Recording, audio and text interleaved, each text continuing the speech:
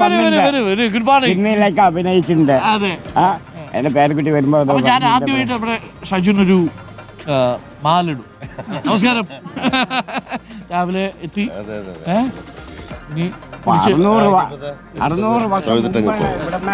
എല്ലാ തേരിനും വരാറുണ്ടോ അതോ? ഞങ്ങള് തേര് കഴിഞ്ഞിട്ടാണ് ആക്ച്വലി വരെ. ഈ തിരക്കിനിടയിൽ സാറിന് അങ്ങനെ വരാറില്ല. ഇന്നൊന്ന് അമ്പലത്തിലേക്കൊന്ന് പാലക്കാട്ടുകാർ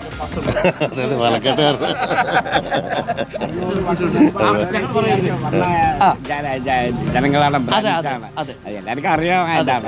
താങ്ക് യു. അപ്പോ അപ്പോ പ്രിയപ്പെട്ട പ്രശ്നം, നമ്മൾ ഈ വിശാലാക്ഷി സമേതം എന്ന് പറഞ്ഞല്ലോ, അപ്പോൾ സമേതമാണ് വന്നിരിക്കുന്നത് എന്നുള്ളതാണ്. അതിനൊരു പ്രത്യേകത കൂടിയുണ്ട്. മക്കളൊക്കെ മൂത്താള് ചെന്നൈയില് ജോലിയാണ്, ചെറിയ ആള് വീട്ടിലുണ്ട്.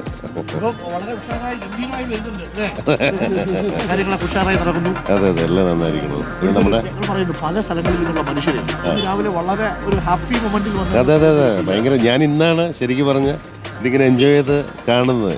തിരക്കൊരുപാടുണ്ടെങ്കിലും നമ്മുടെ സ്വന്തം നാടല്ലേ, നമ്മുടെ ആൾക്കാർ.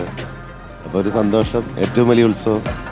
ഇവിടെ വായിച്ചിട്ടുണ്ട് ഇവർ പറഞ്ഞൊരു കാര്യം, പാലക്കാട്ടാണെങ്കിൽ ചില ദിവസങ്ങളിലൊക്കെ ഇവർ വീട്ടിൽ നിന്ന് മാറി ഹോട്ടലിലൊക്കെ പോയി താമസിക്കുമായിരുന്നു കേട്ടിട്ടുണ്ട് അല്ലേ?